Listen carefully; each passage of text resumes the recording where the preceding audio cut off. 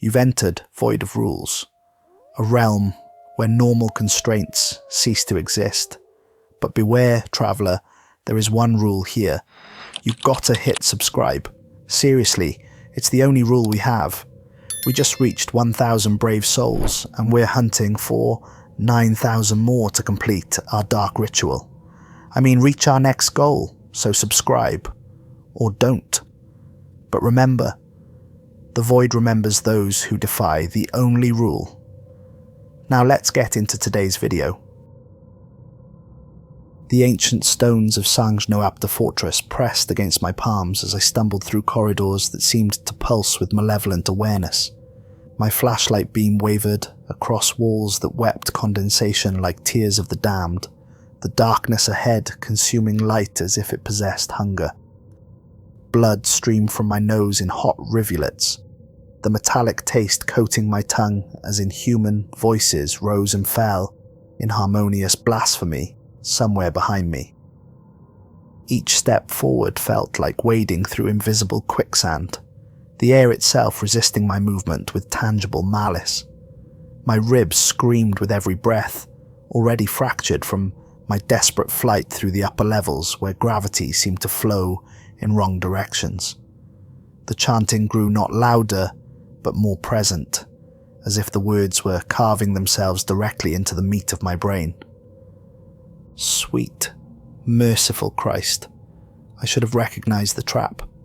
Every clue, every witness, every carefully orchestrated breadcrumb, leading me deeper into this nightmare. They hadn't hired me to find the missing priests. They'd hired me to complete something that had been centuries in the making. The main hall yawned before me like the gullet of some primordial beast that had learned to mimic architecture. Moonlight filtered through shattered stained glass windows, casting fractured rainbows across 10 kneeling figures, arranged in a perfect circle. Each man wore the black robes of Vatican Exorcists, their forms unnaturally still, as if carved from living shadow that had forgotten how to move. Their mouths had been sewn shut with rusted barbed wire that caught the moonlight like grotesque jewellery. Thick crimson trails had dried beneath each man's chin, where the metal had pierced deep enough to scrape bone. Their eyes remained closed, yet I could feel their collective awareness, tracking my every movement with predatory patience that spoke of intelligence far beyond human comprehension. In the centre of this unholy congregation stood a figure that made my vision blur at the edges simply by existing. Cardinal vestments from another century draped his impossibly tall frame, the scarlet fabric moving without any breeze, undulating as if the cloth itself were breathing.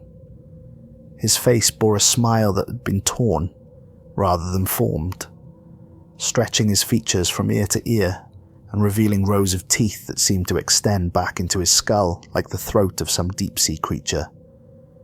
When he spoke, the voice didn't emerge from his mutilated throat, but from the very stones around us, resonating through my bones like a tuning fork struck against my spine and left to vibrate until madness set in.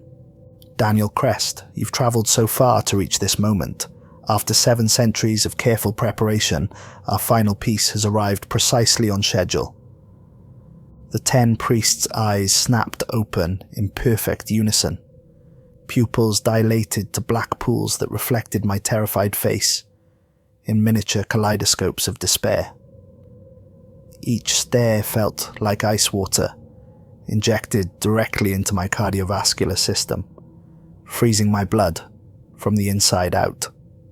I understood then, with crystalline horror that cut through my panic like a surgical blade, exactly what I was. Not an investigator, not a rescuer. The final component in a ritual that had required generations to orchestrate. The witness, the carrier, the living key to spreading this infection beyond these cursed walls. My scream echoed off stone as I turned and ran, the chanting intensifying behind me until reality itself seemed to buckle and warp like heated metal. The sound of dragging chains followed, growing closer with each stumbling step, accompanied by wet breathing that suggested massive lungs working in spaces that shouldn't exist. But I'm getting ahead of myself. Let me tell you how this nightmare truly began, and why I should have recognized the signs from the very first phone call. 3 weeks earlier, I sat in my cramped studio apartment in Queens, staring at foreclosure papers spread across a card table that served as my desk, my dining room, and my entire remaining furniture collection. The empty bottle of cheap whiskey beside them reflected the harsh fluorescent light from the hallway, where my eviction notice hung like a death warrant written in legal terminology and red ink. Daniel Crest, private investigator. That's what the faded letters on my former office door used to proclaim. Back when I had an office, employees, and something resembling a reputation. Before my partner, Marcus Webb, embezzled our operational funds and disappeared to Costa Rica with our secretary and half our client list. Before the remaining clients learned about the theft and sued us into bankruptcy. Before my ex-wife Jennifer took what little remained in our divorce settlement, including the house, the car, and our daughter's college fund. Now I was 38 years old with a skill set that apparently had no market value, and creditors circling like vultures who had learned to read financial statements. My phone hadn't rung with actual business in 6 weeks. The utility company had issued their final notice. My landlord had started showing the apartment to prospective tenants, while I watched from the corner like a ghost haunting his own life. The only reason I still had cellular service was because the account was 3 days behind their disconnection schedule. The phone rang at precisely 2:30 in the morning, the shrill sound cutting through my alcohol-induced haze like a fire alarm in a library. Unknown international number with a country code I didn't recognize, probably Vatican City based on the numerical sequence. Daniel Crest? The voice carried a thick accent, possibly Italian, distorted by what sounded like interference from a satellite connection struggling through atmospheric interference. That's me. I rubbed my eyes, trying to focus on the caller ID display. Do you have any idea what time it is here? We have a proposition, Mr. Crest. A consultation regarding missing church personnel. The compensation would be $200,000, plus unlimited expenses, with an additional $50,000 bonus for discretionary spending. I sat up so fast my head spun, sending the empty whiskey bottle clattering to the floor. $250,000 would solve every problem currently drowning me, and leave enough to start over somewhere new, maybe even regain custody of my daughter for weekend visits. What kind of consultation? The details are extremely sensitive and cannot be discussed over unsecured communications.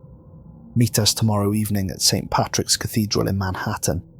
Enter through the main doors at exactly 9 o'clock. Come alone and tell absolutely no one of this conversation. Any breach of discretion will void our arrangement permanently. The line went dead before I could ask any follow-up questions, leaving me staring at my phone's display as it returned to showing 17 missed calls from collection agencies. Every rational instinct told me this was either an elaborate scam or something far worse than financial fraud. But desperation has a way of drowning out common sense, and I needed that money more than I needed answers to questions that might disqualify me from earning it. Whatever they wanted, I'd figure out how to deliver it professionally and ethically. After all, I'd spent 15 years building a reputation for finding people who didn't want to be found. St. Patrick's Cathedral looked different at night, its Gothic spires piercing the darkness like accusing fingers pointed at heaven itself. The massive bronze doors stood slightly ajar despite the late hour, yellow light spilling onto the sidewalk in a narrow rectangle that somehow made the surrounding shadows seem deeper by contrast. I checked my watch, exactly 9 o'clock as requested. Inside, the vast nave stretched before me in shadow and whispered echoes that seemed to carry conversations from decades past.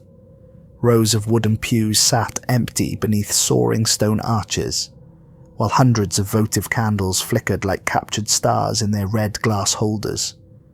The smell of incense hung heavy in the air, mixed with something else I couldn't identify. something organic and unpleasant that reminded me of flowers left too long in stagnant water. "Mr. Crest." The voice came from behind the main altar, where a figure emerged from the shadows like smoke, taking human form with deliberate slowness. Cardinal Benedetti appeared to be in his 70s, with silver hair swept back from a face that belonged in a Renaissance painting of suffering saints, all sharp angles and hollow cheeks carved by years of contemplating humanity's darkest impulses. His eyes were the most unsettling feature, black as midnight and far too intelligent, as if they'd witnessed things that would drive ordinary minds to madness. When he smiled, his lips barely moved, but the expression somehow transformed his entire face into something predatory. "Thank you for coming. We have much to discuss and very little time before circumstances become complicated." He led me not to any of the cathedral's public areas, but through a small door behind the sacristy that I would have sworn wasn't there moments before. The handle turned without resistance, as if it had been waiting for this exact moment to be opened. Stone steps descended far deeper than any building foundation should allow, spiraling downward through rock that felt ancient beyond measure, not just old but primordial, as if it predated the formation of the continents themselves. The walls were carved with religious frescoes that seemed to move in the flickering candlelight, saints and angels that writhed in eternal agony, biblical scenes where the expressions changed depending on the angle of the view. Abraham's knife seemed to tremble above Isaac. The serpent in Eden appeared to whisper different words each time I glanced at it. By the time we reached the bottom, I estimated we'd descended at least 8 stories underground, far below the cathedral's official basement levels. The chamber where Cardinal Benedetti led me defied architectural logic and possibly several laws of physics. Circular and vast, with a domed ceiling that disappeared into darkness above, it felt more like a natural cave than anything built by human hands. Yet the walls showed clear signs of deliberate construction, stones fitted together with precision that would challenge modern engineering, creating surfaces that curved in directions that made my eyes water when I tried to follow them completely. Dozens of candles in iron sconces provided the only illumination, casting dancing shadows that made the carved walls seem to breathe with organic rhythm. The air felt thick and charged, like the atmosphere before a thunderstorm, but with an undertone of ancient incense and something else that made my sinuses burn. "Please, sit."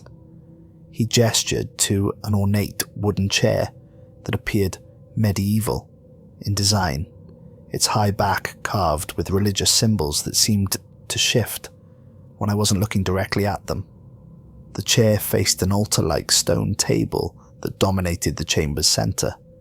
When I hesitated, his smile widened slightly, revealing teeth that were too white for his apparent age. "We haven't brought you here to harm you, Mr. Crest. Quite the opposite. We need your expertise intact and motivated."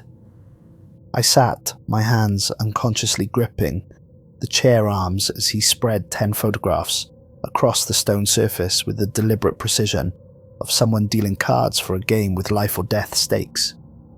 Professional headshots of priests ranging in age from their 30s to 60s. Hard men with weathered faces and eyes that had seen things most people couldn't imagine surviving. Each photograph had been taken in official Vatican settings, suggesting these weren't ordinary parish priests. 10 of our most experienced exorcists, Cardinal Benedetti said, his voice carrying the weight of absolute authority earned through decades of commanding obedience. Without question, each one a specialist in cases that challenge conventional understanding of spiritual warfare. All of them have vanished within the past 8 weeks during active assignments. I studied the faces, looking for common features or connections that might suggest a pattern. Vanished how? Kidnapped, killed, natural disasters? Not killed, Mr. Crest. We would know immediately if they were dead. Each man carries blessed items that would alert us to their destruction. His finger tapped the first photograph with mathematical precision. Father Kowalski was investigating a monastery in Croatia where possessed individuals began speaking in languages that linguistic experts confirmed predate recorded human speech by several millennia. Father Mendez travelled to a Spanish mountain village where children started walking backward for miles with no memory of their actions or destination. He moved to the next photo with ceremonial deliberation. Father Dubois went to a chapel in rural France where parishioners reported seeing their reflections move independently in mirrors, performing actions that contradicted their actual movements. Each man was investigating what we classify as impossible possessions, cases that defy every established protocol for exorcism developed over 2,000 years of church experience. What connects these cases beyond their unusual nature? Cardinal Benedetti's expression darkened like storm clouds gathering over mountains. In their final communications, each priest mentioned encounters with an entity they called the Sewn Man. They also referenced something called Lazaro's door, though no such term appears in any official church documentation. He leaned forward, candlelight creating deep shadows beneath his eyes that made his face appear skull-like. After those mentions, we lost all contact. No radio transmissions, no written reports, no responses to direct orders to return immediately. He handed me a thick manila envelope sealed with red wax that bore a symbol I didn't recognize.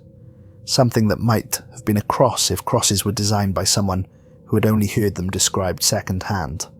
Your advance payment, $50,000 in untraceable currency, with banking information for accessing the remainder upon completion of your investigation. The weight of the envelope felt substantial and real in a way that made my financial desperation surge like physical hunger. What exactly are you hiring me to do? Find them, determine their current status and location, if possible, facilitate their return to Vatican custody. His voice dropped to barely above a whisper, but somehow carried more authority than if he'd shouted. Document everything you discover, but trust no one, not local authorities, not other church officials, not even us, if circumstances suggest deception. Something is hunting our most capable servants, and we need to understand what we're dealing with before it spreads beyond controllable parameters.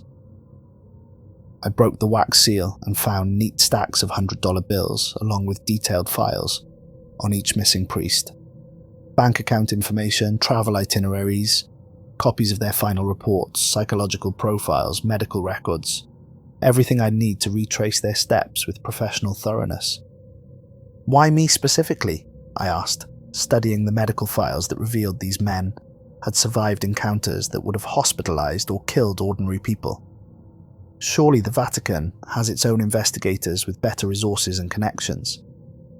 Because you're outside the church hierarchy, which means you're unlikely to be compromised by internal politics or theological biases. You also have no religious convictions that might cloud your judgment or create emotional attachments to the subjects. He placed a contract on the table beside the money, the parchment looking genuinely ancient. Most importantly, your particular circumstances ensure complete dedication to the task without distraction from other commitments. The contract was written in Latin and English, the text dense with legal terminology I didn't fully understand but which clearly established my status as an independent contractor with extraordinary discretionary authority. The compensation figure was spelled out in multiple languages and currencies, $200,000 upon successful completion, with additional bonuses for particularly valuable intelligence. I signed with a fountain pen that Cardinal Benedetti provided, the ink flowing thick and dark across the parchment in strokes that seemed to absorb light rather than reflect it. Looking back, I should have questioned why the ink smelled metallic, like old pennies left in rain, or why it felt warm against my fingers long after I'd finished writing.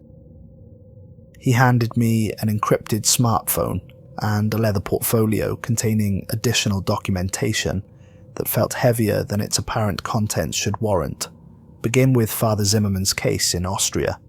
The trail is most recent there, and local conditions may preserve evidence that older sites have lost to contamination or interference.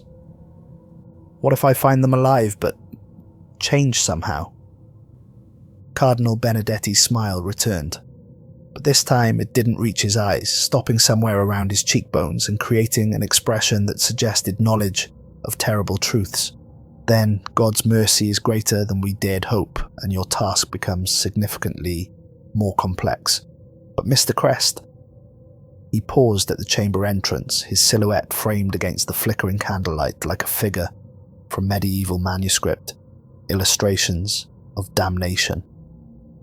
If you discover they're beyond saving through conventional means, don't attempt rescue operations. Document what you find thoroughly and leave immediately. Some forms of salvation require sacrifice that individual conscience cannot bear. The stone steps seemed longer climbing up than going down, and when I emerged into the main cathedral, the space felt smaller somehow, as if the walls had moved closer together during my absence, like a trap slowly closing. Outside, Manhattan looked exactly the same, but I felt fundamentally changed by whatever I'd agreed to down in those ancient chambers that probably weren't supposed to exist beneath a Christian cathedral. I spent the next day researching the missing priests and planning my route through Europe, with the thoroughness that had once made my investigation firm profitable. Each case file contained photographs of the locations where they'd vanished. Remote churches, isolated monasteries, forgotten chapels, tucked away in forests and mountains where screaming would go unheard and help would never arrive in time.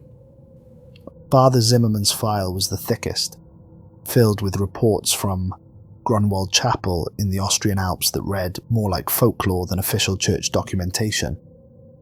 The local parish had requested Vatican intervention after their priest began exhibiting behaviour that terrified his congregation.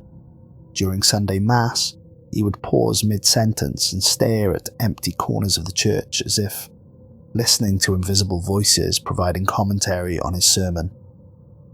He claimed shadows moved independently of their sources in candlelight, and that every crucifix throughout the building had begun bleeding real blood that tested as human, but belonged to no known blood type. Father Zimmerman had arrived to investigate 3 weeks ago, with a reputation for handling cases that other exorcists couldn't solve. His final transmission was a brief audio recording that consisted mostly of static with what sounded like whispered Latin underneath the interference, words that didn't appear in any prayer or ritual in official church records. I flew into Vienna and rented a Land Rover suitable for mountain terrain, along with camping equipment and enough supplies for several days of isolated investigation. The drive into the Alps took most of the day, winding through villages that grew smaller and more isolated with each mile, until I was passing settlements that consisted of 3 or 4 houses huddled together against the wilderness like frightened animals. Road signs became less frequent, then disappeared entirely as paved highways gave way to gravel logging roads that probably hadn't been maintained since the previous decade. The mountains pressed closer with each turn, their peaks shrouded in clouds that seemed too dark for afternoon weather and moved in patterns that defied the wind direction. The GPS signal died 20 miles from my destination, leaving me to navigate with paper maps purchased from a village elder who spoke no English but understood enough German to sell me supplies while crossing himself repeatedly and muttering what sounded like protective prayers. Grunwald Chapel sat in a clearing that felt carved from the forest itself by some enormous blade, surrounded by pine trees so tall their tops disappeared into grey mist that seemed to absorb sound and light with equal efficiency. The stone structure had been magnificent once, Romanesque architecture with flying buttresses and ornate carvings that spoke of medieval craftsmanship and unlimited budgets for glorifying God through artistic expression, but time and neglect had reduced it to a picturesque ruin that photographers would have loved if they could have survived being here long enough to set up their equipment. The bell tower had collapsed at some point, leaving a jagged stump like a broken bone jutting from the chapel's roof. Bronze bells lay buried beneath fallen stones and creeping ivy that grew in patterns too regular to be natural. Wooden shutters hung at wrong angles from windows whose glass had long since shattered, leaving dark openings that resembled empty eye sockets in a skull. The main door stood slightly ajar, revealing darkness that my eyes couldn't penetrate even in direct sunlight.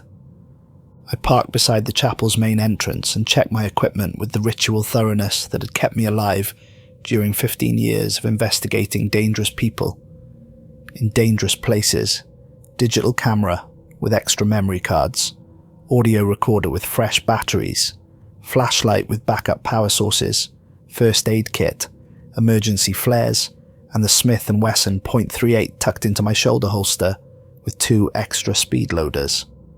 The gun felt inadequate for reasons I couldn't articulate, as if I were preparing to hunt tigers with a fly swatter.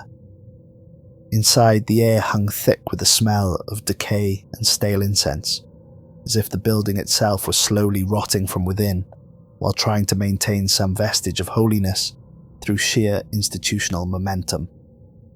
Wooden pews lay overturned and scattered like toys abandoned by a giant child, their surfaces scarred with what looked like claw marks gouged deep enough into the wood to reveal the grain structure underneath. The altar had been split down the middle by some tremendous force, its marble surface cracked like an eggshell struck by a hammer, wielded by someone with supernatural strength. Pieces of the altar lay scattered across the nave, some fragments weighing hundreds of pounds but thrown as if they were pebbles. In the centre of the nave, a perfect circle of ash marked the floor, roughly 10 feet in diameter and so precisely drawn it might have been created with mathematical instruments. Around it, pools of hardened wax formed irregular shapes that reminded me uncomfortably of melted faces frozen in expressions of terror or ecstasy. I couldn't decide which interpretation was more disturbing. The wax wasn't white like normal candles. It was deep red, almost black in the dim light filtering through broken windows. And when I touched it, the substance felt warm, despite the chapel's freezing temperature. But the most disturbing discovery was the crucifixes. 3 of them had been driven inverted into the stone walls with such violence that spiderweb cracks radiated outward from each impact point like bullet holes in safety glass. These weren't wooden crosses that could be hammered in.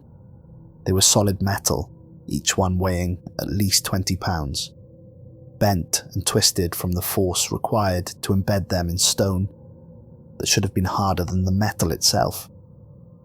Looking at them made my mouth go dry and my hands shake with involuntary tremors that I recognized as my body's instinctive response to something fundamentally wrong with reality. I photographed everything methodically, the camera flash illuminating details I'd missed in the natural light that seemed reluctant to enter this space. Scratch marks on the walls formed patterns that almost looked like writing in an unknown alphabet, suggesting intelligence behind the destruction rather than random vandalism. Dark stains on the floor showed where something had bled extensively in multiple locations, the pattern suggesting struggle or ritual depending on interpretation. The broken altar revealed hollow spaces inside that had been carved with precision tools, as if it had been designed to hold something specific that was no longer there. Whatever had been removed, its absence felt more significant than the destruction surrounding it. As the sun set behind the mountains, temperature in the chapel dropped below freezing, despite the lack of wind or open doors. I made camp in the chapel's sacristy, a small chamber behind the main altar that still had an intact door I could bar shut with a wooden beam that looked original to the building's construction. My sleeping bag felt insufficient against the cold that seemed to emanate from the stones themselves, as if the building were radiating frozen malice through its foundation. I ate a cold meal and reviewed my notes by flashlight, trying to construct theories that didn't involve supernatural explanations for what I'd observed. Around 3 a.m, I woke to the sound of breathing. Not the wind through broken windows or settling timber expanding and contracting with temperature changes. Actual breath, wet and laboured, coming from somewhere within the chapel walls themselves. It started as a whisper, barely audible, above my own heartbeat and the sound of blood flowing through my inner ears, then grew steadily louder until it sounded like something enormous, drawing air through damaged lungs. I grabbed my flashlight and pressed my ear to the sacristy door, trying to pinpoint the source with investigative techniques learned during surveillance operations. The breathing seemed to come from everywhere and nowhere simultaneously, reverberating through the stone itself, as if the building had developed respiratory function during the night. The sound wasn't random or mechanical. It followed a rhythm that felt intentional, almost musical, like a lullaby sung by something that had forgotten what human breathing was supposed to sound like, but retained vague memories of the concept.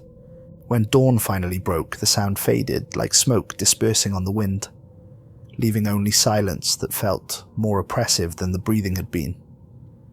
I packed quickly and checked the chapel one final time before leaving, desperate to escape the oppressive atmosphere that seemed to be growing stronger with each passing hour. Fresh scratches marred the cracked altar stone, carved deep enough to catch shadows in the morning light, and definitely not present when I'd photographed the area the previous evening. 10 Latin words that made my blood run cold.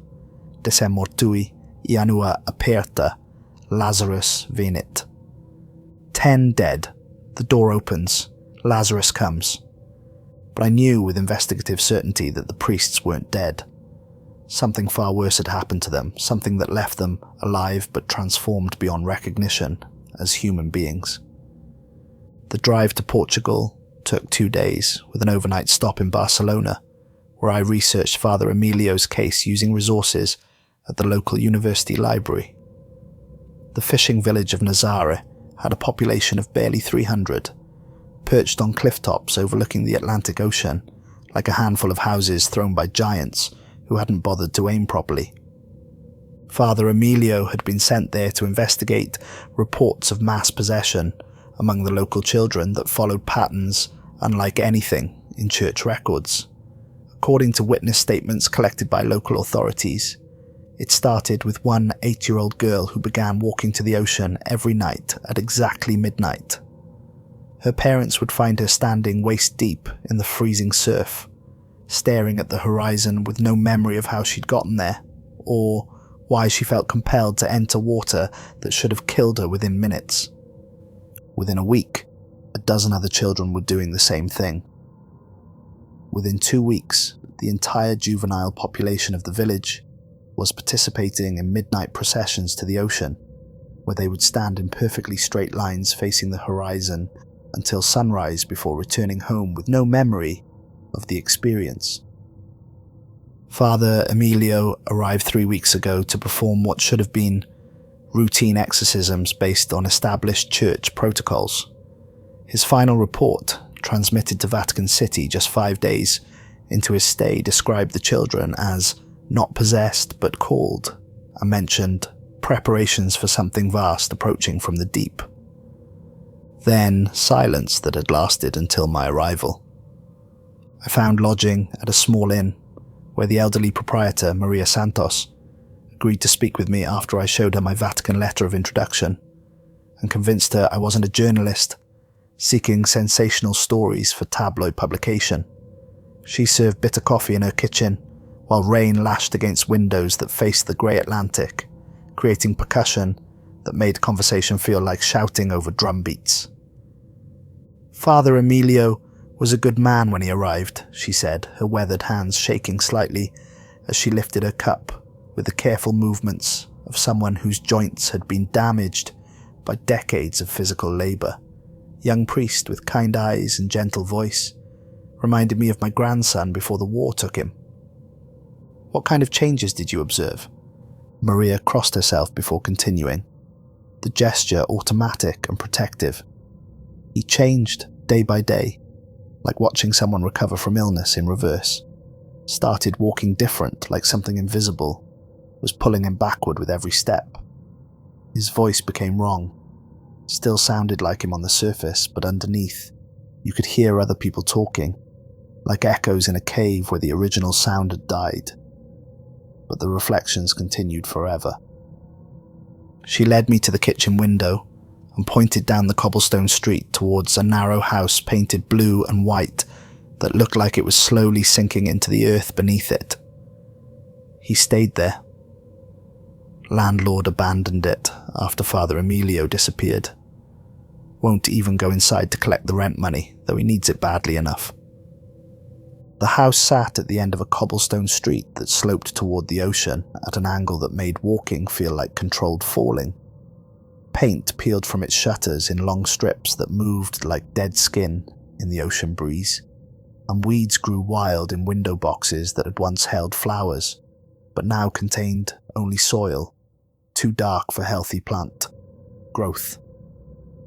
When I tried the front door, it opened at my touch, unlocked and somehow expectant, as if it had been waiting for someone specific to arrive and push it open. Inside, I understood immediately why the landlord had abandoned the property and refused to enter. The main room had been drained of colour, not damaged by fire or flood, or any natural disaster I could identify, but somehow made grey, as if all warmth and vibrancy had been leached from every surface by some process that operated outside normal physics. Furniture that should have been brown wood appeared silver grey. Curtains that might once have been yellow now hung like dirty shrouds. Even the air itself seemed thin and colourless, as if breathing it provided less oxygen than normal atmosphere. A crucifix on the mantelpiece had partially melted, its golden wood now soft and pliable, like warm wax despite the room's freezing temperature. When I touched it, my finger left an impression in the surface that slowly filled in, like memory foam returning to its original shape. Photographs on the walls showed people whose faces had been obscured not by damage, but by some process that had selectively removed human features while leaving backgrounds and clothing intact. Family portraits where bodies stood in normal poses, but heads were smooth ovals of flesh-coloured blankness. I found Father Emilio in the basement. The wooden stairs creaked ominously as I descended, each step producing sounds that seemed to echo far longer than the architecture should have allowed. My flashlight beam danced across stone walls that wept condensation despite being well below ground level, creating patterns that resembled tear stains on cheeks. The basement felt much larger than the house above should have allowed, stretching back into shadows that my light couldn't penetrate, no matter how powerful the beam or how carefully I aimed it. The space defied the building's external dimensions, suggesting either hidden chambers or architectural impossibilities that made my training in logical investigation feel inadequate.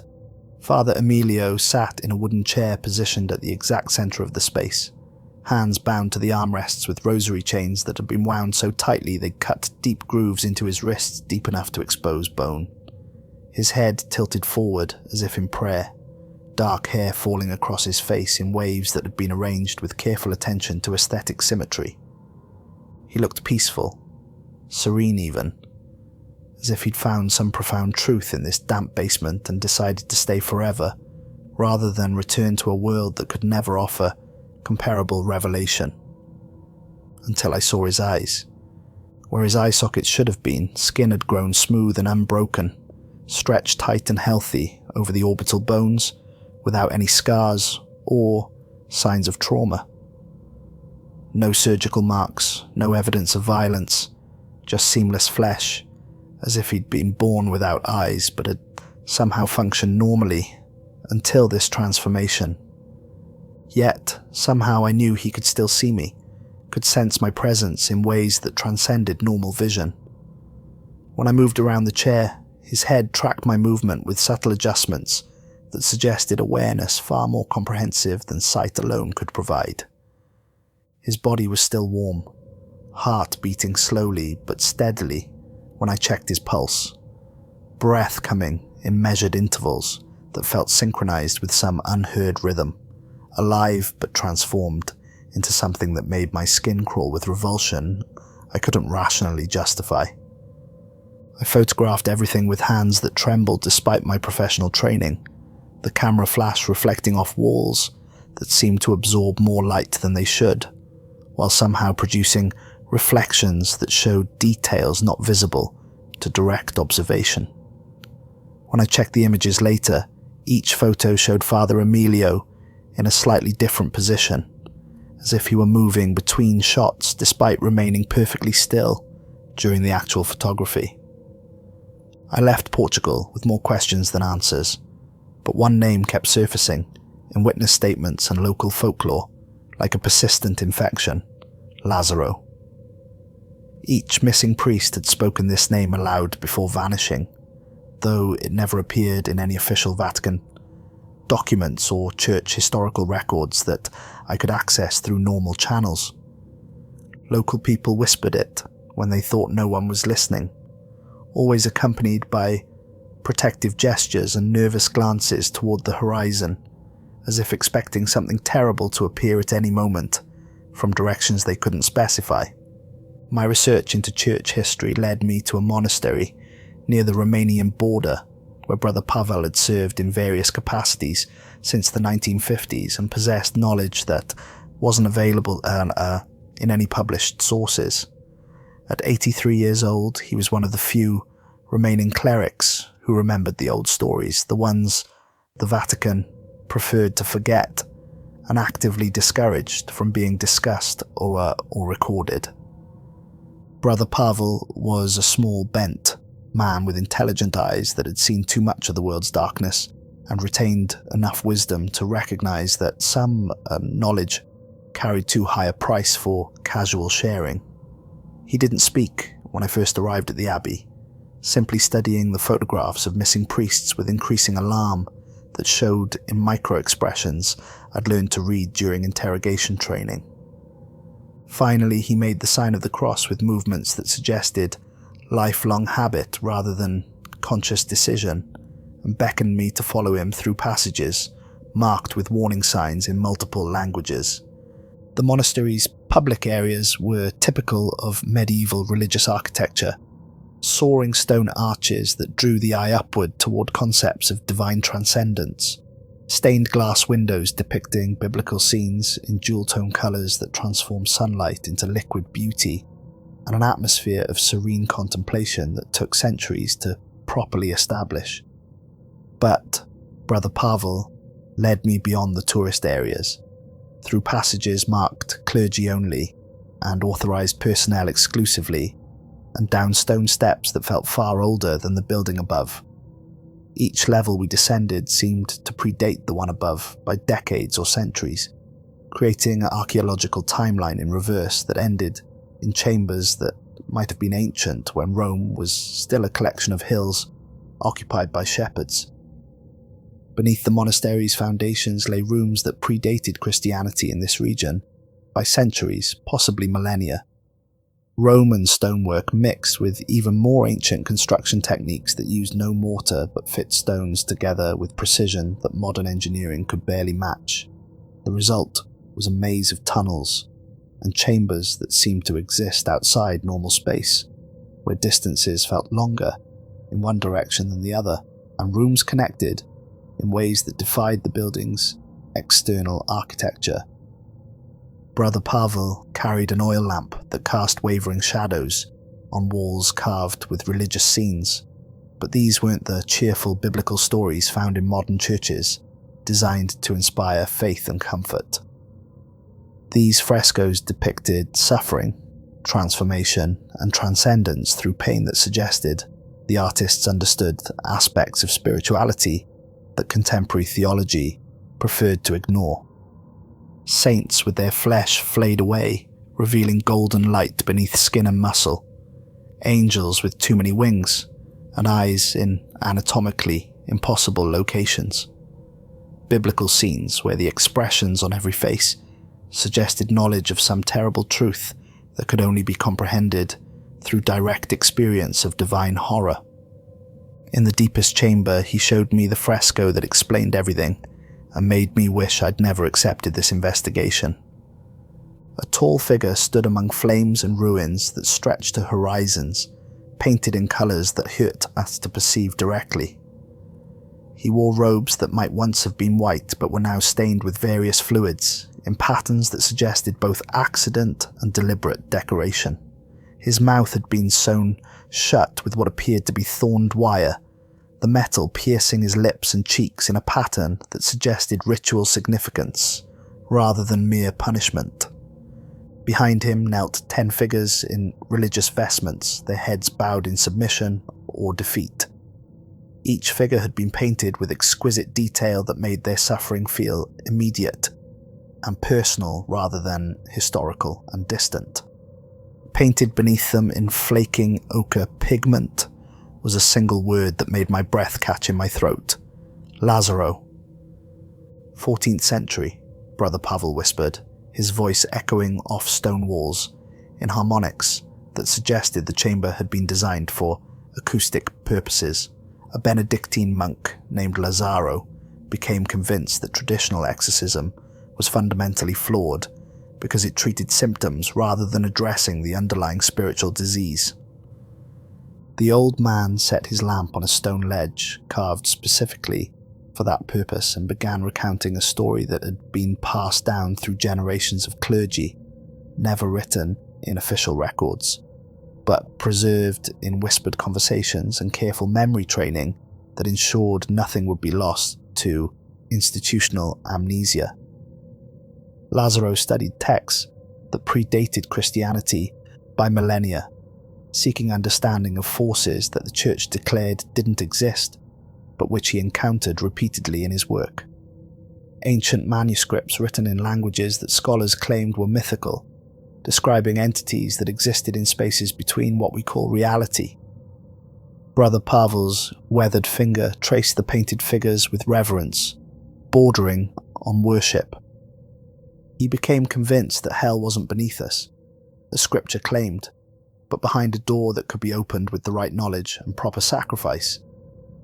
The fresco showed incredible detail in the background figures, each face unique and expressive in ways that suggested the artist had worked from live models rather than imagination.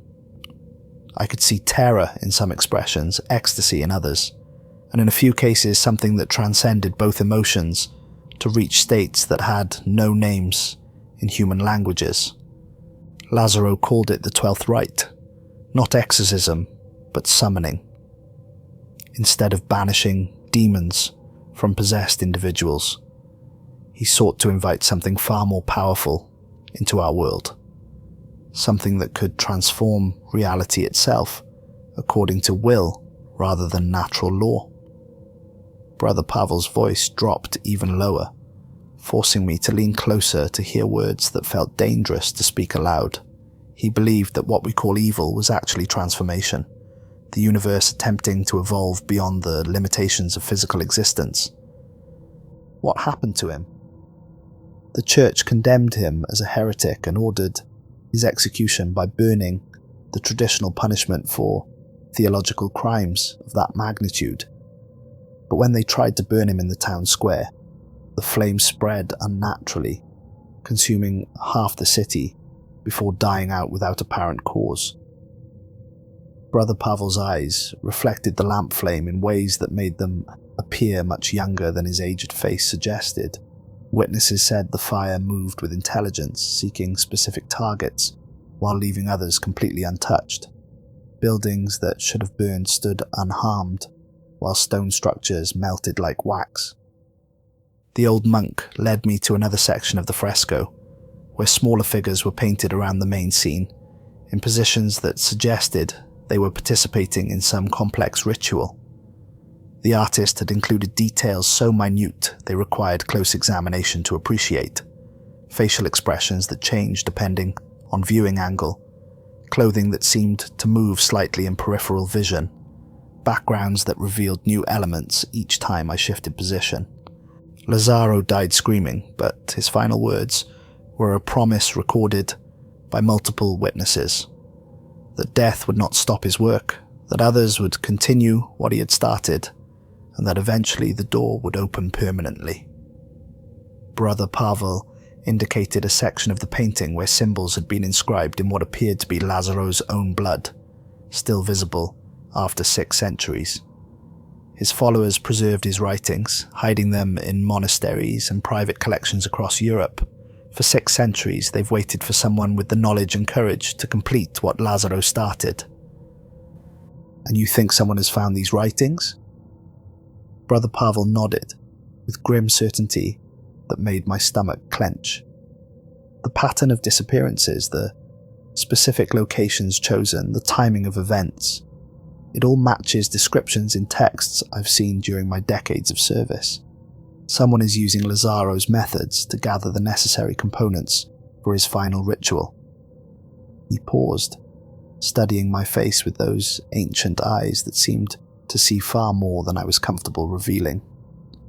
10 trained exorcists willingly transformed, ancient sites where the barrier between worlds is naturally thin, and most importantly, another pause, longer this time, a witness, someone to carry the word beyond the ritual site when the door opens permanently. I left Romania with growing dread settling in my chest like a physical weight, but also with determination to complete my investigation professionally, regardless of the personal cost. The trail led inexorably towards the Carpathian Mountains and a fortress monastery that appeared on no modern maps but existed in historical records under various names. Sanga Noapa, Sanguis Noctis, the Monastery of Blood and Night. Research showed that the church had abandoned the site in 1823 after what Vatican documents vaguely termed unspoken blasphemy that resulted in the excommunication of every cleric associated with the location. Most files related to the monastery had been deliberately destroyed in fires that consumed entire archives, but what remained suggested that all 10 missing exorcists had been secretly directed there as their final assignment. The drive through the Carpathian Mountains took me through increasingly remote villages where people crossed themselves when I mentioned my destination and refused payment for information, as if money earned through association with that place would bring corruption they couldn't afford to risk. The landscape itself felt wrong in ways that bypassed rational observation and triggered instinctive revulsion. Trees grew at impossible angles, their branches reaching towards the earth instead of the sky, in defiance of phototropism and basic plant biology. Shadows fell upward in some places, creating pools of darkness that seemed to float above the ground like oil slicks on invisible water. The very air felt thicker than normal, requiring conscious effort to breathe properly, and leaving a metallic taste that reminded me of blood and copper pennies. By the time I reached the road leading to Sanga Noapa, my rental car's GPS had given up entirely, showing only blank grey where the mountains should have been displayed. Electronic equipment seemed to malfunction in this region. My phone lost signal, my digital camera produced images filled with static interference, and my audio recorder captured nothing but white noise punctuated by whispers in languages I didn't recognize. I navigated using a hand-drawn map purchased from a village elder who refused payment and warned me in broken English not to return the same way I'd come, suggesting alternate routes that would add days to my journey but might preserve my life and sanity. The fortress appeared suddenly around a bend in the mountain road, looming against the darkening sky, like a wound torn in reality itself. Massive stone walls rose from cliff tops in defiance of engineering principles that should have made such construction impossible. Towers pierced low-hanging clouds, their pointed roofs suggesting architectural influences that belonged to no earthly culture I could identify through my knowledge of historical building techniques.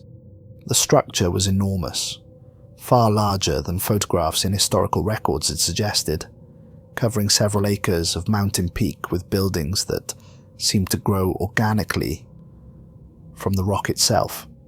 Battlements and towers connected by bridges that spanned impossible distances, creating a complex that could have housed thousands of occupants during its operational period. The main gate stood open, its iron portcullis raised as if expecting my arrival. Chains that should have secured the entrance lay broken on the ground, their massive links shattered by some tremendous force that had twisted metal like soft wire. I parked outside the walls and approached on foot, my hand unconsciously moving to the gun beneath my jacket, while knowing that conventional weapons would be useless against whatever I might encounter inside. Beyond the gate, courtyards stretched between buildings that defied architectural logic and possibly several laws of physics. Passages led to chambers that couldn't possibly fit within the structure's exterior dimensions. Stairs climbed to levels that didn't exist when viewed from outside, creating optical illusions that made my eyes water and my balance falter.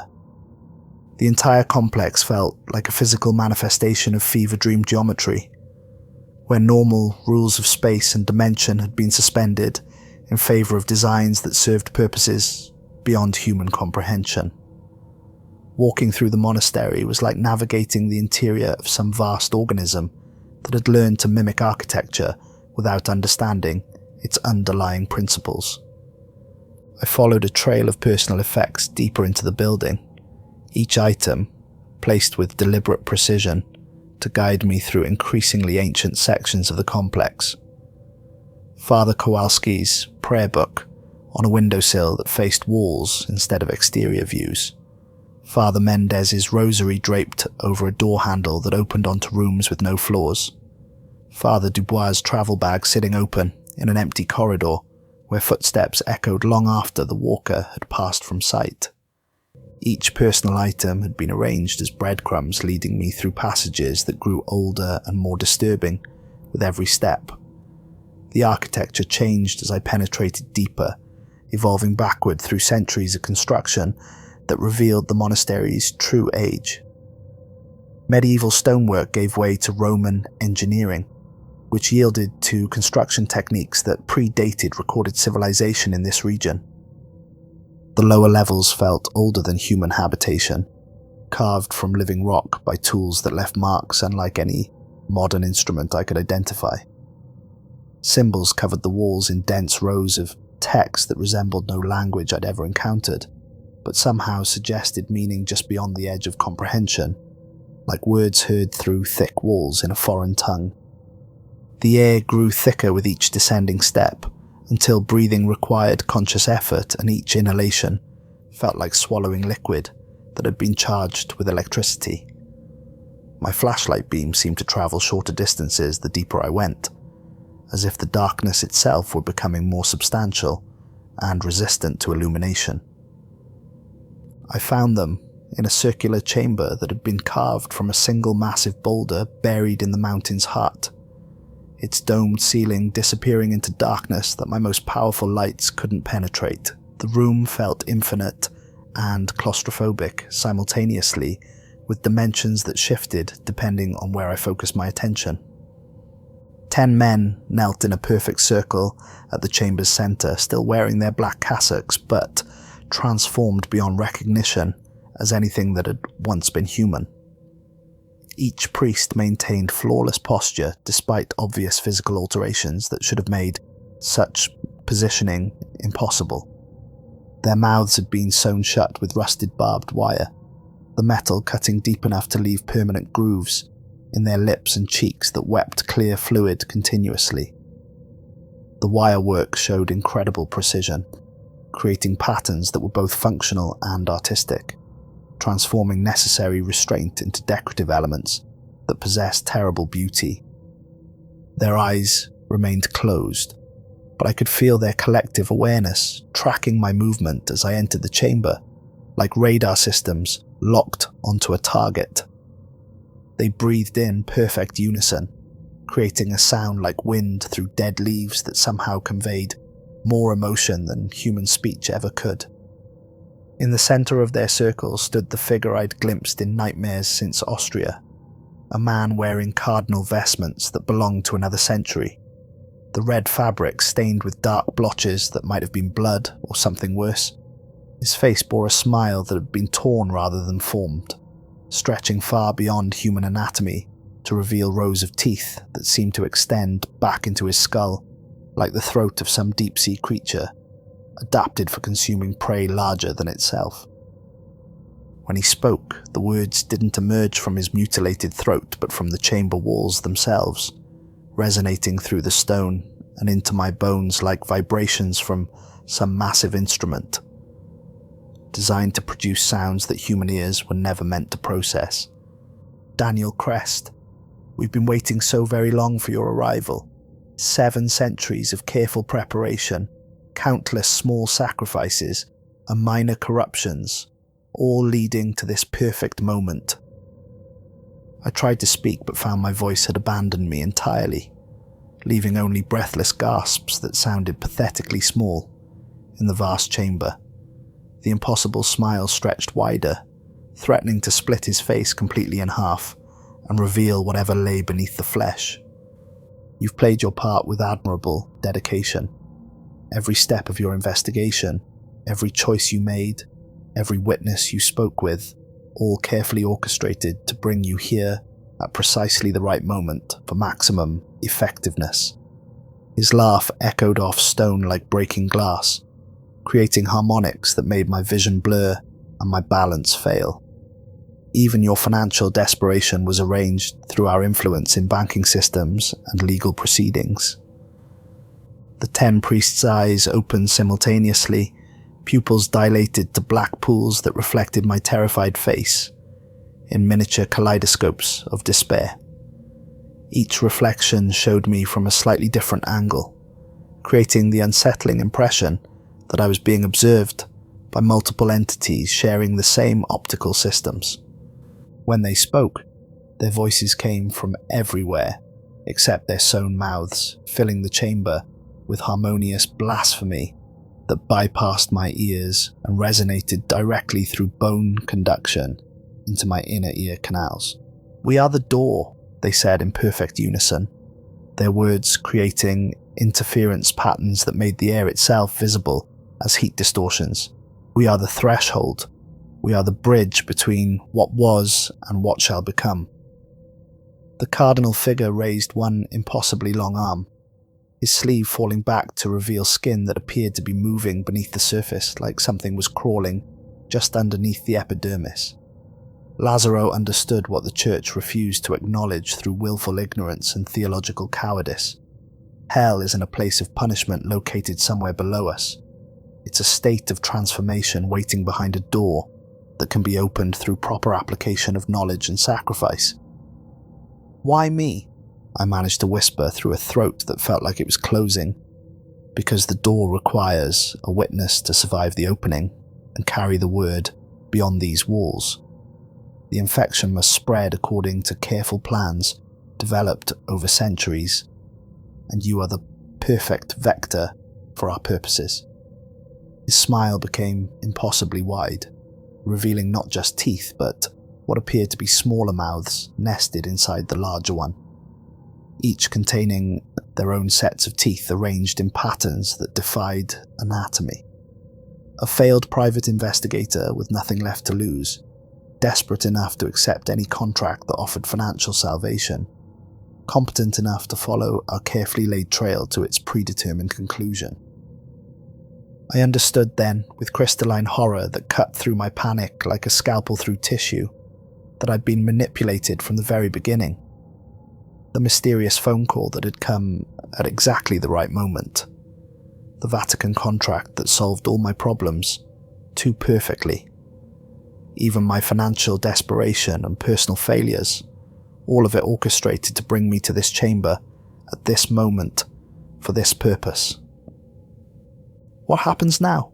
My voice cracked like an adolescent's experiencing emotional trauma. "Now the door opens permanently. These 10 servants of God have been transformed into a living threshold between realities, their sacrifice allowing something magnificent to enter our world. Not demons, Mr. Crest, but pure transformation itself, the ability to remake reality according to will rather than the limitations of natural law. He gestured towards the kneeling priests with movements that seemed to involve too many joints in his arms. Watch carefully because you'll need to remember every detail for the work that comes after. The priests began to chant in a language that predated human speech, their voices creating harmonics that made my bones ache and my vision blur at the edges. The air itself seemed to thicken around them, become invisible as heat distortions that bent light in directions that didn't correspond to any known physics. And when the ritual is complete, you'll leave this place forever changed. Everywhere you go, everyone you meet, every place you sleep, the infection will spread naturally through proximity and observation. Others will begin to hear the chanting in their dreams.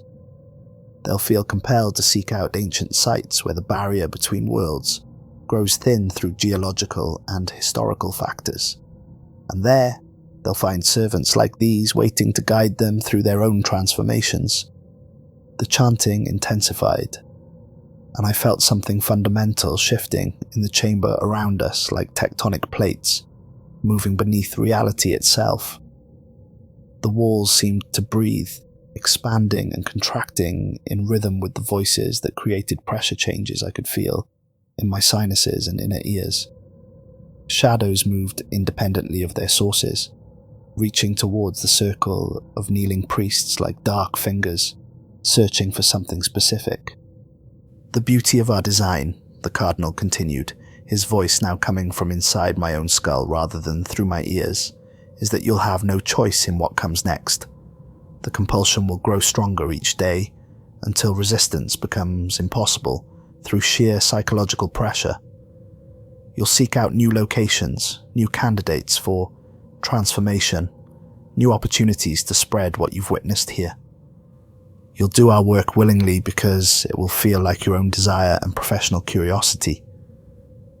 I stumbled backward towards the chamber entrance, but the doorway had somehow moved further away, or the room had expanded to accommodate more space than the mountain peak could physically contain.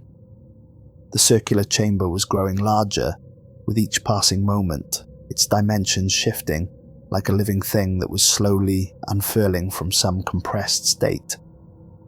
My flashlight beam revealed corridors leading in directions that didn't exist moments before. Passages that seemed to extend for miles into darkness that absorbed light without reflecting any back. The architecture was changing around me, growing more complex and labyrinthine, as whatever was coming through the door required more space for its manifestation. "You cannot run from your purpose, Daniel Crest. You are the seed that will grow into a garden of transformation that spans continents and generations. Embrace what you're becoming rather than fighting inevitability." The 10 priests chanting reached a crescendo that transcended sound, becoming a physical force that pressed against my eardrums and threatened to collapse my lungs through sheer atmospheric pressure. Reality fractured around their voices, showing glimpses of spaces that existed behind the world we knew, vast chambers filled with kneeling figures that stretched to horizons, endless rows of servants with sewn mouths and hollow eyes, entire cities where every inhabitant moved in perfect synchronization to music only they could hear. I ran with the desperate energy of someone whose life depended on immediate escape. The monastery corridors stretched impossibly as I fled, distances becoming elastic and doorways leading to rooms that couldn't exist within the building's structure. What should have been a straight hallway curved back on itself in impossible loops. Stairs led to floors that weren't there when I'd climbed them initially, creating Escher-like geometries that violated basic principles of architecture and navigation. Behind me, the sound of dragging chains grew steadily closer, accompanied by wet breathing that seemed to come from the walls themselves. Multiple sets of footsteps followed, moving with mechanical precision that suggested coordination beyond human capability. I didn't dare look back, focusing entirely on finding some way out of this architectural nightmare that was reshaping itself around me. Windows showed skies with wrong-coloured stars, arranged in patterns that made my eyes water when I tried to focus on them directly. Doors opened onto rooms where gravity flowed in different directions, creating waterfalls of debris that fell upward towards ceilings that might have been floors in some other orientation. The main entrance appeared suddenly, exactly where it should have been, despite the impossible journey required to reach it. I burst through the doorway and ran across the courtyard toward my car, fumbling for keys with hands that shook like autumn leaves in hurricane winds. The engine started on the third try, and I drove down the mountain road without caring about cliffs or guardrails or the possibility of mechanical failure, desperate only to put distance between myself and the fortress that was probably still growing larger behind me. In my rearview mirror, Sanga Noapa appeared to sink into the mountain itself, disappearing stone by stone, until only bare cliff tops remained under starlight that looked different than it had during my approach. I drove through the night and into the next day, stopping only for fuel and continuing south towards civilization, while trying to convince myself that what I'd witnessed had some rational explanation rooted in psychology rather than supernatural reality.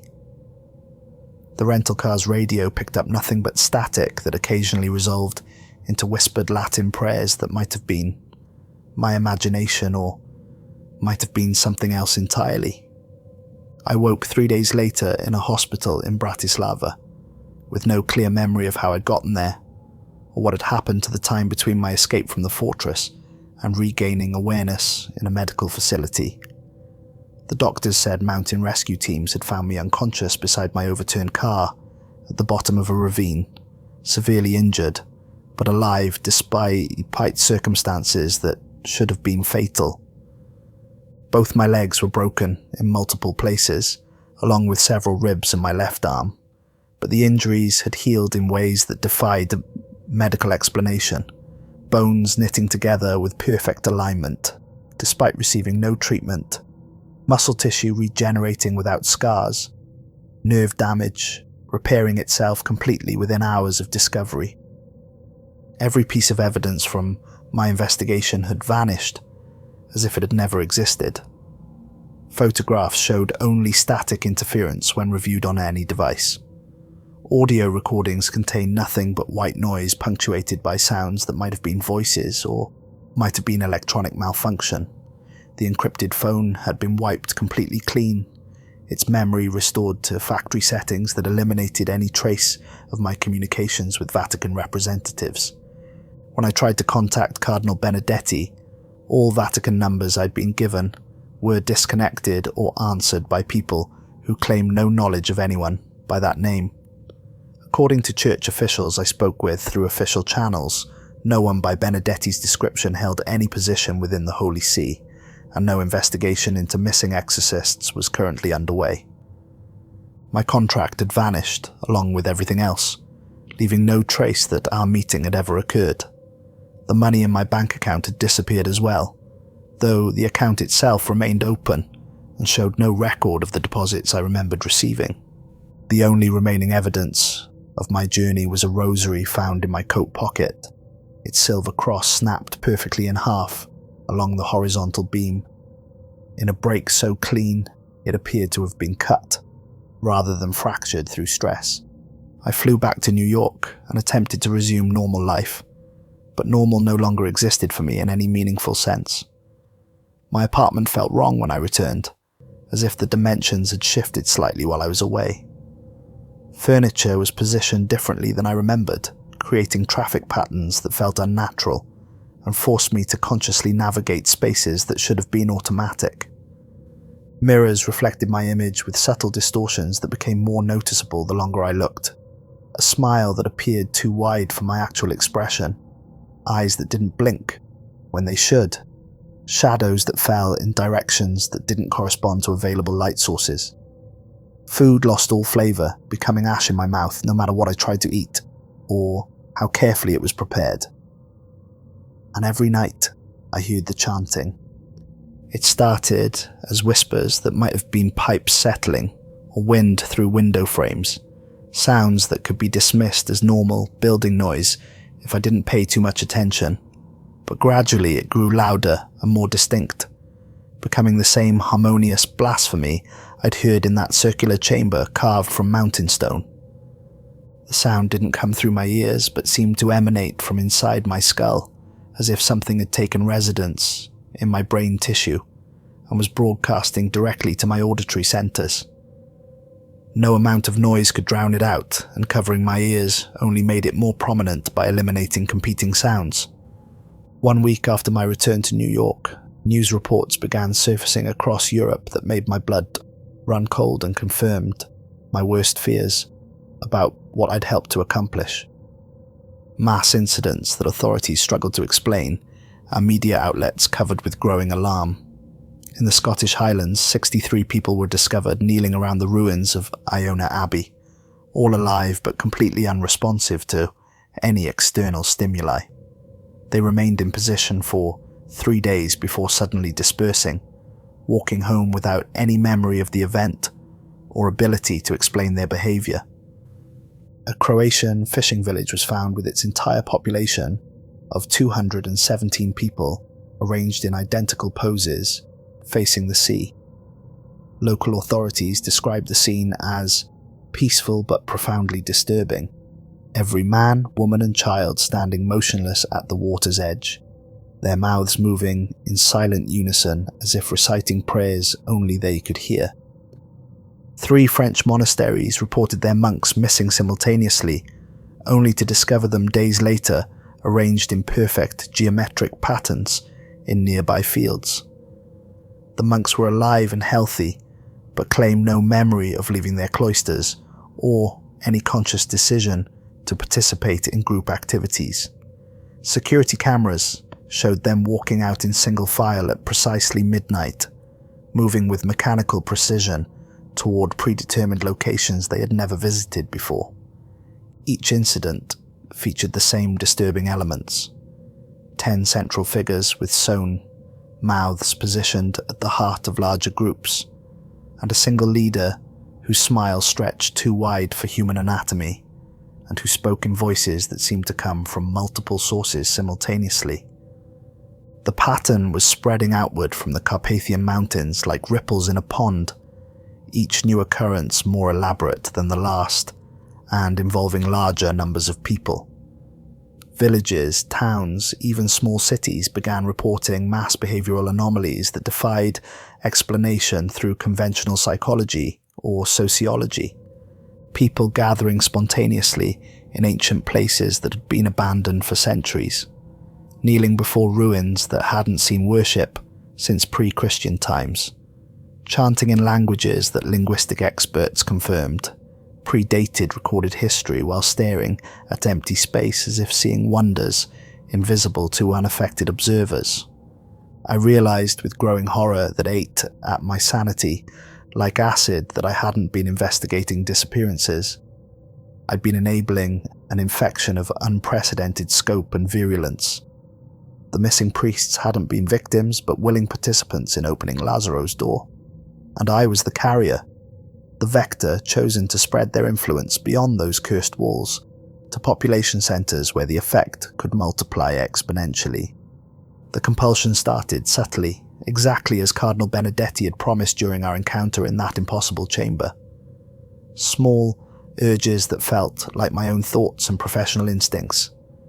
Check this website for unusual news stories.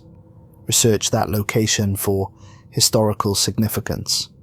Drive past this particular church to observe current conditions. I told myself I was investigating the spreading incidents as a concerned citizen with relevant expertise, but deep down I knew the truth that I was trying desperately to deny. I was being guided by forces beyond my control, toward purposes that served interests I didn't want to understand. New missing person cases began arriving at my rebuilt office with suspicious frequency, people hiring me to find religious figures who had vanished near ancient sites that seemed to call to me with increasing urgency. Each case led me to locations where the barrier between worlds had grown thin through geological and historical factors. Places where my presence somehow accelerated whatever transformation was taking place in the local population. I tried to resist at first, declining cases that seemed too similar to my European experience, or involved locations that triggered the same instinctive unease I'd felt in Austria and Romania. But the compulsion grew stronger each day, manifesting as physical symptoms that made resistance increasingly difficult. Sleep brought dreams of vast chambers filled with kneeling figures that stretched to horizons, endless rows of servants with sewn mouths and hollow eyes who watched me with expressions of patient expectation. I would wake to find my apartment rearranged in subtle ways. Furniture moved to create pathways I didn't remember making. Mirrors turned to face walls instead of rooms. Crosses and religious symbols removed from surfaces where I'd never consciously placed them. The worst part was how natural it all felt as my resistance weakened through constant psychological pressure. The urge to seek out new locations didn't feel like external control, but like genuine curiosity and professional interest in unusual cases that offered both intellectual challenge and financial compensation. But every place I visited afterwards showed the same pattern of incidents. Within weeks of my departure, people gathering spontaneously, kneeling in arrangement that served purposes beyond their understanding, participating in rituals they couldn't remember choosing to perform. A Benedictine monastery in Vermont, where monks began speaking Latin backwards during evening prayers, creating mirror-image liturgies that inverted traditional meanings. A small church in rural Ohio where the congregation started arriving for midnight services that weren't scheduled, standing in perfect formations while staring at empty altars. An abandoned chapel in Montana where local ranchers reported seeing lights and hearing chanting, despite the building being empty for decades.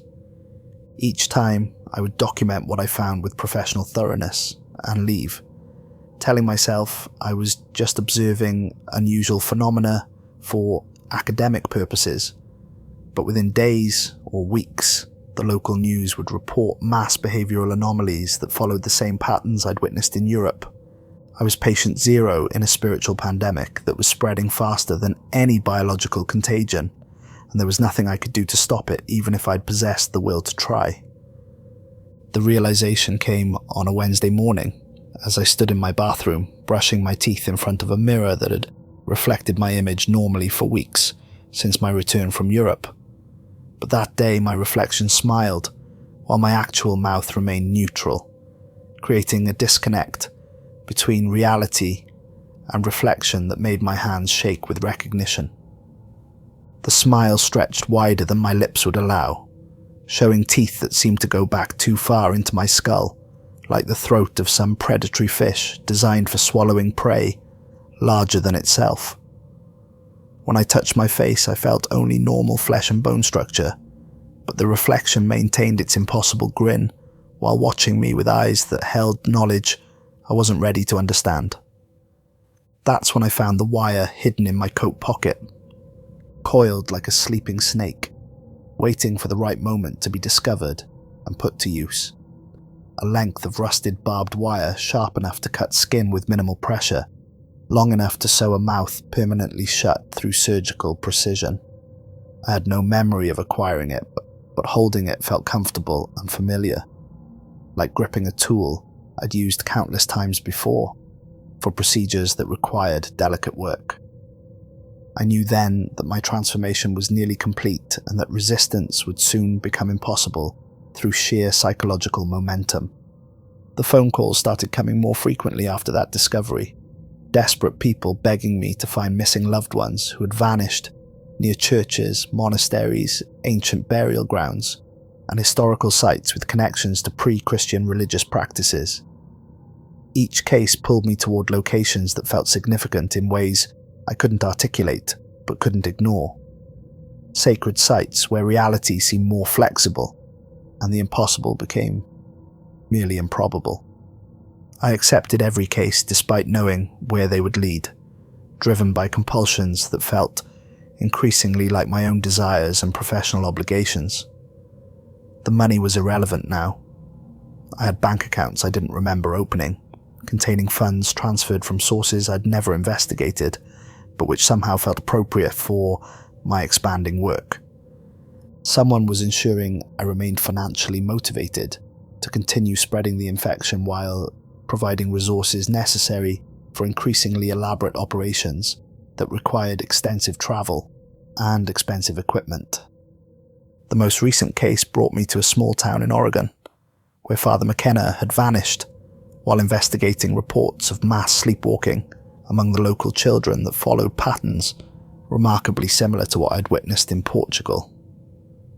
The parish church sat on a hill overlooking the town, its white steeple visible from every street corner, like an accusing finger pointing toward heaven in permanent supplication. I arrived on a Wednesday evening and checked into the town's only motel, a roadside establishment that had seen better decades but maintained the kind of anonymous comfort that travelling investigators required. The desk clerk, a thin woman with nervous eyes and fidgeting hands, recognised Father McKenna's name immediately when I mentioned my purpose. "Strange man," she said, handing me a room key attached to a plastic fob shaped like a cross. Polite enough when he spoke, but he asked peculiar questions that made people uncomfortable. Wanted to know about old burial sites, Indian sacred grounds, places where the first settlers built churches before moving them somewhere else for reasons nobody could remember. Did he find what he was looking for? She glanced around the empty lobby, as if checking for eavesdroppers who might be listening from shadows, then leaned closer across the registration counter. Last anyone saw him, he was walking toward the old cemetery at midnight with a lantern and a bag full of tools. Been 3 weeks now. Police searched everywhere twice, but it's like he just vanished into thin air.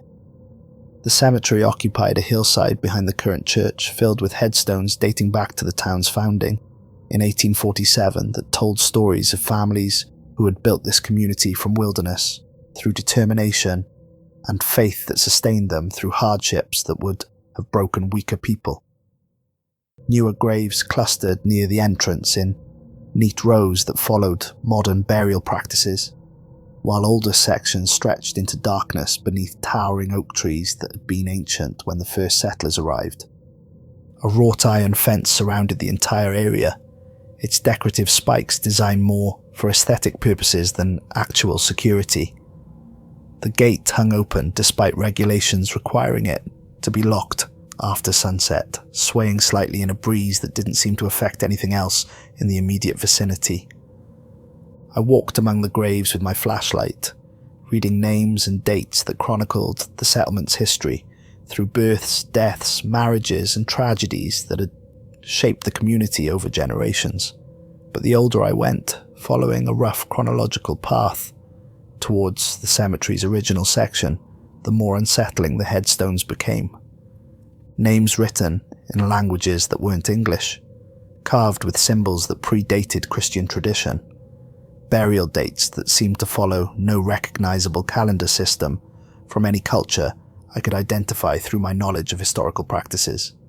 Some graves were marked only with stones, arranged in patterns that suggested meaning without revealing it to casual observation.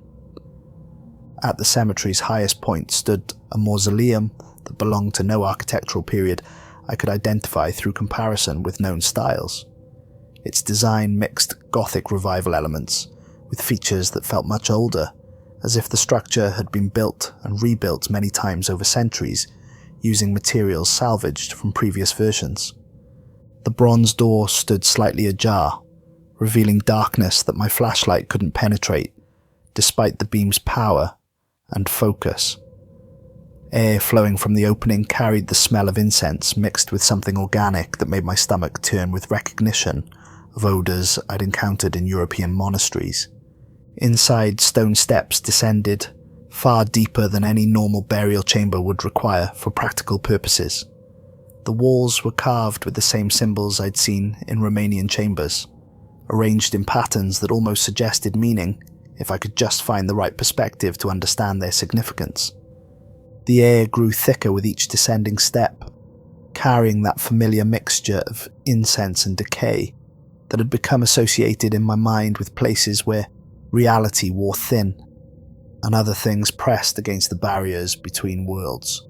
I found Father McKenna in a circular chamber beneath the mausoleum, kneeling in the exact center of a space that defied the building's external dimensions, just as I'd experienced in Europe. His mouth had been sewn shut with the same precise technique I'd witnessed before, rusted wire creating patterns that were both functional and artistic. Around him, the stone floor showed marks where 9 other figures had knelt in perfect arrangement, but those positions remained empty, waiting. The chamber felt incomplete, like a machine missing crucial components necessary for proper operation. Father McKenna's head tilted slightly as I approached, tracking my movement despite his closed eyes, in the same way I'd observed in Portugal.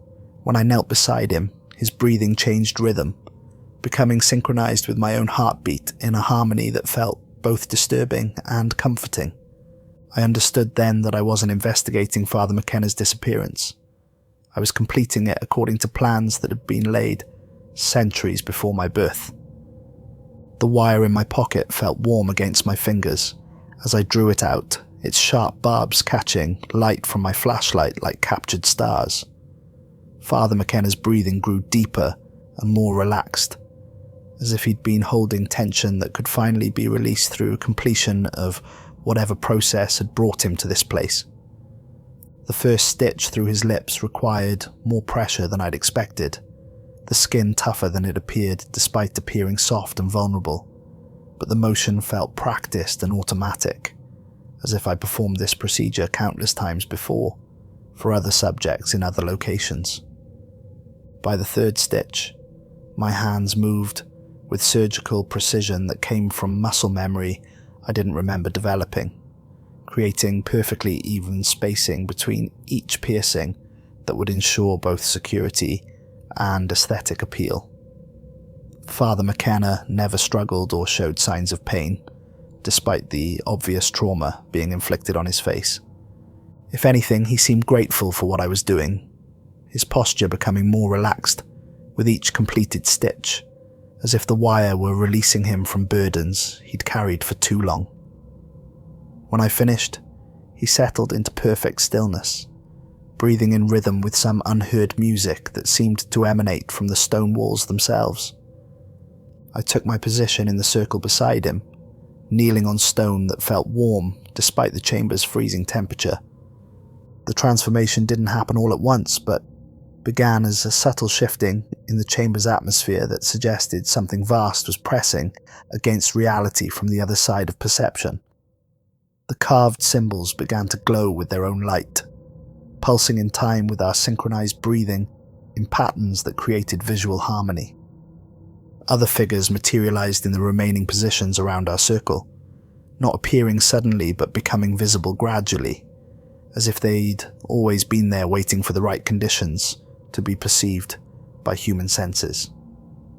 9 priests I recognized from Cardinal Benedetti's photographs, their mouths sewn shut with the same precision I'd used on Father McKenna and myself.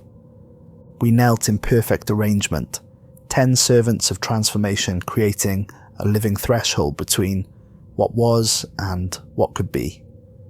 Through our willing sacrifice, something magnificent pressed against the barrier separating realities, seeking entrance to a world that had forgotten how to embrace change and evolution. The chanting began without conscious decision, emerging from our sewn mouths as harmonious vibration that needed no voice to be heard by those capable of perceiving truth. Ancient words in Lazaro's language, syllables that predated human speech but carried meaning older than civilization itself, older than the mountains that surrounded us, older than the stars that wheeled overhead in patterns that spelled out destiny for those who knew how to read celestial scripture. With each completed verse, the chamber expanded slightly to accommodate something enormous that was slowly squeezing through the doorway we had become. I felt my individual identity beginning to dissolve like salt in water, merging with the collective consciousness of my fellow servants, until we were no longer 10 separate beings, but 10 aspects of a single transformative force that pulsed with unified purpose. The process was beautiful beyond description, beyond the limitations of human language to convey adequately. Colours that had no names in any earthly tongue painted themselves across my vision in patterns that revealed the underlying mathematics of reality itself. Sounds that existed beyond the range of normal hearing created symphonies that explained the true nature of existence as transformation rather than static being. Above us, I knew without seeing that the town of Oregon was beginning to change according to designs laid down centuries ago by minds that understood the true purpose of human civilization. Children would start walking toward the cemetery at midnight, drawn by songs only they could hear, because their minds hadn't yet learned to filter out frequencies that adults dismissed as imagination. Adults would gather in the church spontaneously, kneeling in arrangements that felt significant, without understanding why their bodies moved according to impulses their conscious minds couldn't explain.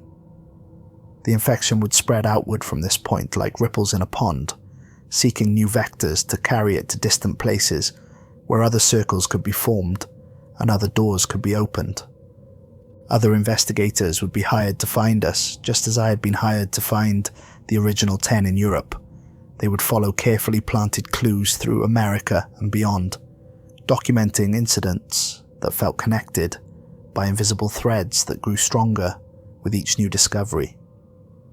Each new investigator would become the seed for another circle, another doorway, another expansion of Lazaro's influence into regions where darkness had never been properly illuminated.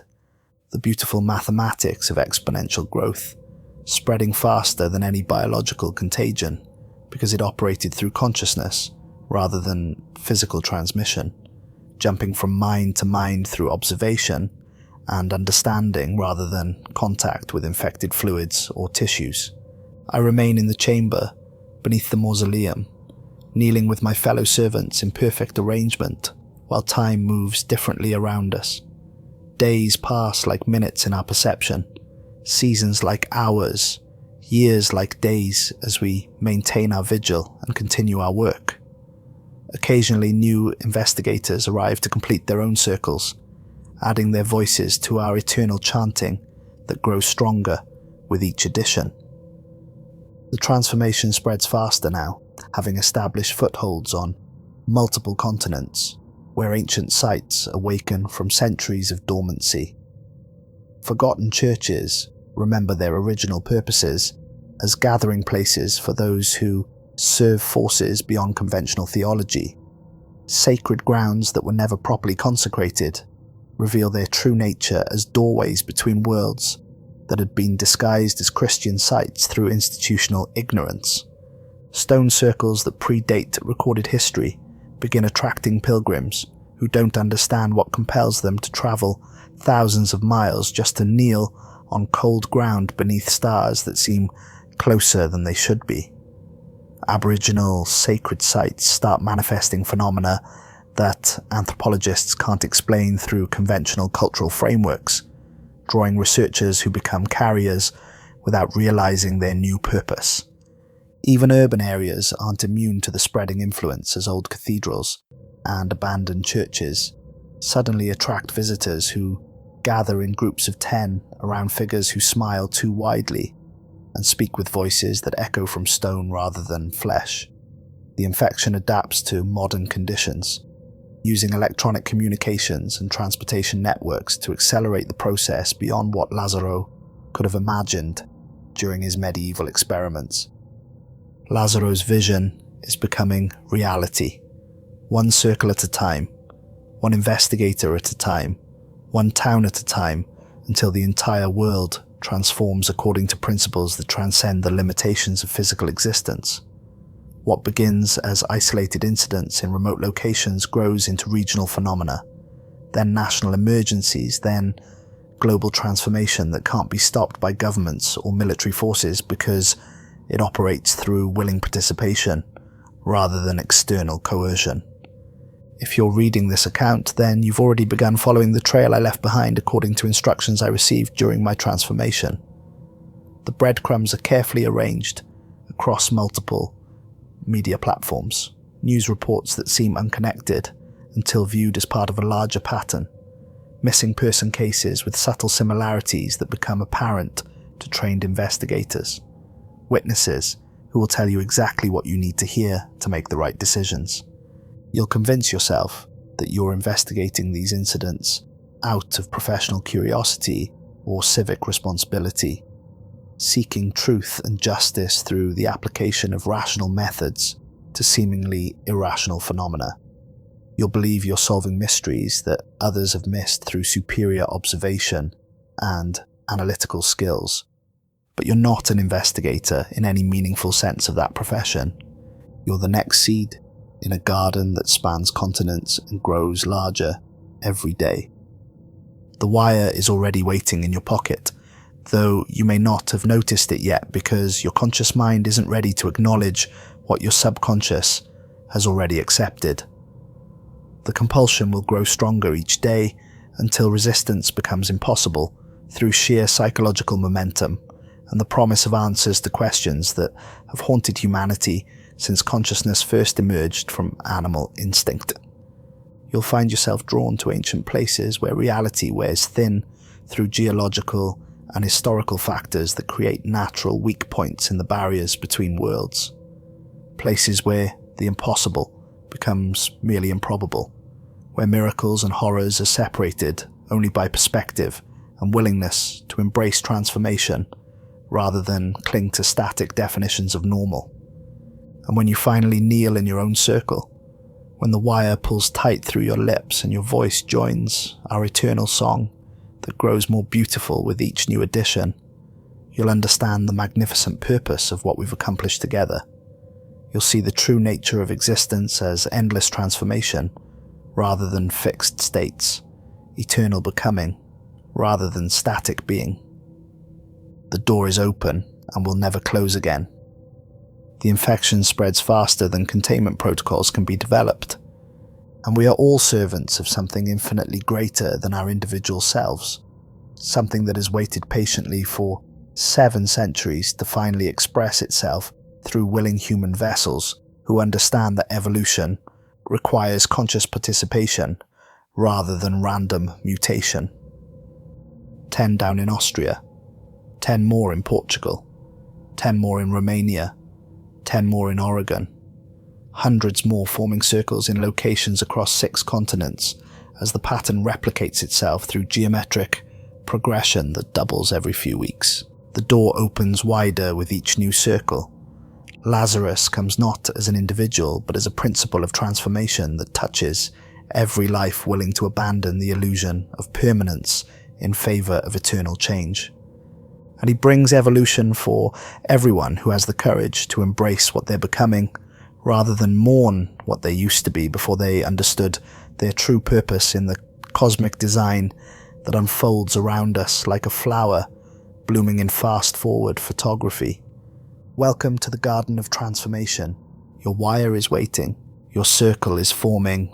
Your voice will soon join our song that echoes through dimensions most humans never suspect exist, but which press against consciousness every moment of every day, for those wise enough to listen and brave enough to respond to the invitation. The investigation ends here. The transformation begins now. Come home.